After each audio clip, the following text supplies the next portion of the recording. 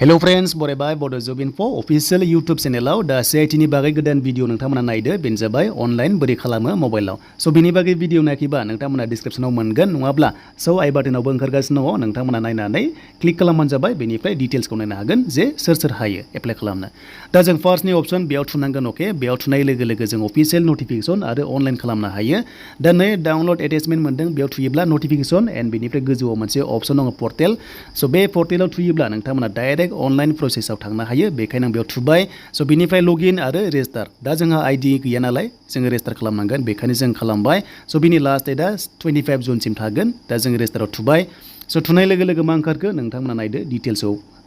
स' बे जाबाय नोंथांमोना डिटेल्सखौ मोनसिगोन फार्स्टआवनो रेजिस्टार खालामनांगोन बेनिफ्रायसो जों एकाउन्ट खुलिखांनानैसो जों अनलाइन खालामनो हायो बेखायनो मबाइल नाम्बार होदो मेल आइडिखौ होदो बेनिफ्राय सेन्ड अटिपिआव थुदो स' अटिपि थुनाय लोगो लोगो नोंनाव मेलाव अटिपि थांगोन गासै 6 डिजिट्स बेखौ नायदो देन फैबाय भेरिफाइ अटिपिआव थुदो स' भेरिफाइड जागोन एन्ड बेनिफ्राय एकाउन्टआ जोंहा जाबाय हमना ला एकाउन्ट जाबाय स' जोङो एकाउन्ट जायोबा मा खालामनांगोन जोङो लगइन खालामनांगोन स' नोंथांमोना क्रिएट एकाउन्टआव थुनाय लोगो लोगो दायो नोंनि नाम होदो अके स' बेयाव नोंनि नाम होबावदो बेनिफ्राय पासवर्डआ नों गोसोबादि होना लादो नोंनि नाम बेनिफ्राय 1 2 3 हेशटेग बा एड्रेस होना लाबानो जाबाय स' जोङो क्रिएट एकाउन्ट खालामबाय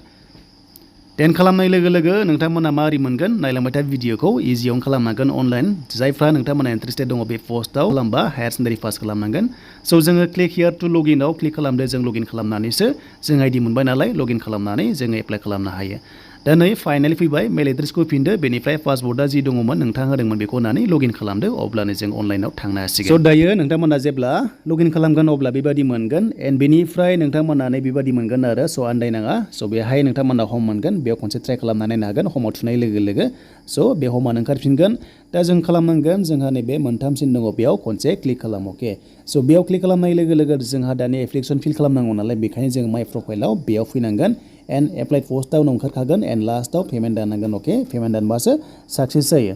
थ' बेखायनो जों मा खालामनांगोन जों माइ प्रफाइलाव थांबाय स' लडिं जाबाय बेनिफ्राय बेयाव डिटेल्सखौ होदों मा हरनांगोननो स' बेखौ नोंथांमोना मोजां फरायना लाबानो जाबाय एन्ड नोंथांमोना 50निफ्राय स' 100 किबिनि गेजेराव आपल'ड खालामनो हागोन अके बे जाबाय डकुमेन्टखौहाय अके स' नोंथांमोननि हमना ला क्वालिफिकेसनखौहाय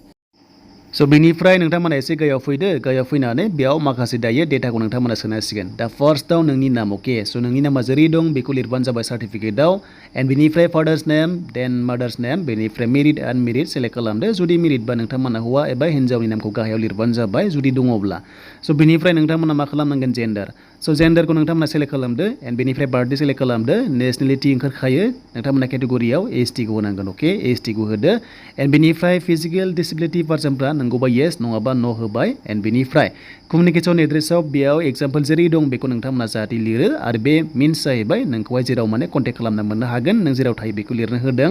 एन्ड बेनिफ्राय गाहायाव पार्मानेन्ट एड्रेसखौ नोंथांमोना गामिनिफ्राय लानानै पस्ट अफिस बेनिफ्राय डिस्ट्रिक्ट पिएस गासैखौबो पिन नाम्बार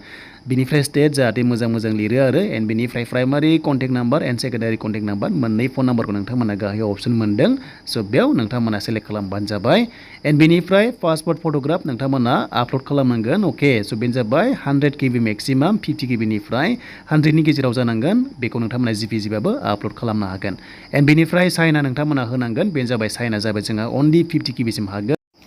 स' बेनिफ्राय साइनखौ नोंथांमोना 50 किबिसिम जाहाथे हरो ब्लेक होनानै स्केन खालामनानै एन्ड बेनिफ्राय कास्ट सार्टिफिकेट नोंथांमोना हरदो बेनो जाबाय 300 किबिसिम स' नोंथांमोना मेक्सिमाम हागोन आरो 100निफ्राय स' बेखौ जाहाथे नायो बेनिफ्राय दाने फैबाय क्वालिफिकेसन डिटेल्सआव बे जाबाय पस्टआ जुनियर एसिस्टेन्टआव जोंहा हायार सेकेन्डारि पास खालामनांगोन बेखायनो एचएसखौ नोंथांमोना होदो एन्ड बेनिफ्राय नेम अफ स्कुल कलेजखौ बेयाव नोंथांमोना जाहाथे होना लायो एचएसखौ होनानै अके स' बेयाव नायदो बेनिफ्राय जोंनि बर्ड मा जागोन बेनो जाबाय एसेक स' Assam higher secondary education council दा नोंथांमोना बेखौ जाहाथे एसेक बेयाव होयो बक्सआवहाय स' बेनिफ्राय इयार अफ पासिंआ माब्ला पास जादोंमोन एचएसखौहाय बेखौ बाव होदो लाइक 2010 पार्सेन्टखौ होदो नोंथांमोना जि मोनदों 50 60 70 होदो एन्ड बेनिफ्राय डिभिजना जाबाय सेकेन्ड थार्ड फार्स्ट बेखौ होना लादो बेनिफ्राय डकुमेन्टस आपल'ड खालामनाया मा खालामनांगोन बेनो जाबाय पिडिएफ स' नोंथांमोना पिडिएफ खालामनांगोन नै मार्कशिट दङ एन्ड बेनिफ्राय सार्टिफिकेटखौ एक्सट्रा पिडिएफ खालामनानै आपल'ड खालामदो अके स' बेनिफ्राय खायसेया एचएसल' पास थाया बुरजाबो पास थानांगौ जेरैहाय ग्रेजुवेसनबा स' नोंथांमोना प्लास आइकनाव थुयोबा बे बक्सआ बारायगोन एन्ड बेनिफ्राय एड खालामनानै जेरै होदोंमोन सेम प्रसेसआव नोंथांमोना प्लास आइकनाव थुनाय लोगो लोगोनो बेयाव थुयोब्ला स' बे बक्सआ फैगोन एन्ड बेनिफ्राय एड खालामनानै हरनो हागोन अके दा फैबाय नै जुदि नाङाबा माइनास खालामफिनबानो माइनासाव थुबानो बियो थांफिनगोन दाना मोनसे गाइडलाइन्स दङ गासैबो डकुमेन्ट्सखौ जेरेक्स कपि खालामनानै नोंथांमोनाहाय सेल्फ एटेस्टेड होनांगोन अके स्केन खालामनानै आपल'ड खालामनांगोन बेखायनो बबे अफिसाव मावदोंमोन बेयाव एक्सपिरियेन्स दङब्ला मोजां जागोन गैयाब्लाबो जेबो नङा अफिसाव नोंथांमोना बबे मावदों बेखौ लिरदो मा पस्टआव मावदोंमोन पस्ट हेल्थआव बेयाव नोंथांमोना होदो अके एन्ड बेनिफ्राय डेट अफ जयनिं माब्ला जयनिं जादोंमोन आरो डेट अफ लिभिं माला गारदोंमोन जबखौहाय स' बेखौ होबानो जाबाय एन्ड बेनिफ्राय मा सेलारि मोनदोंमोन पे स्केला बेसेबां बेखौ होदो एन्ड नेचार अफ डिउटिस मा टाइपनि डिउटिसमोन जेरै फिल्ड जब बा हमना ला अफिस वर्क थ' बेखौ जाहाथे होयो एन्ड बेनिफ्राय एक्सपिरियेन्स सार्टिफिकेटखौ जाहाथे आपल'ड खालामो 300 किबिसिम एन्ड बेनिफ्राय गोजौआव माखासे बेवहाय दङ स' नोंथांमोना बेखौहाय क्रिमिनेल बाय रेजिस्टार्ड बेखौ न' होजोबबानो जाबाय अके स' बेखौ नायै न' होदो बेबायदि एग्जाम्पल होबाय आङो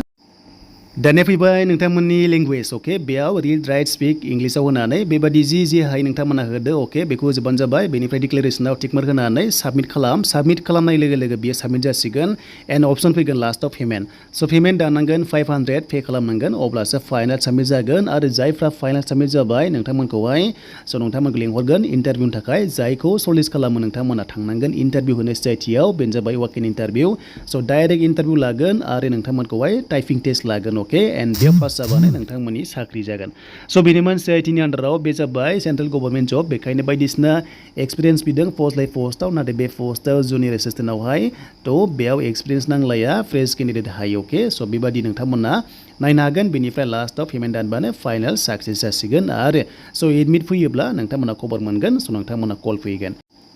दा बेनोमोन लोगोफोर CITनि अनलाइन खालामनाय आरो गोदान भेकेन्सि बिटिआरआव फैयोबा नोंथांमोना बड' जब इनफो इउटुब चेनेलाव आपडेट मोननो हागोन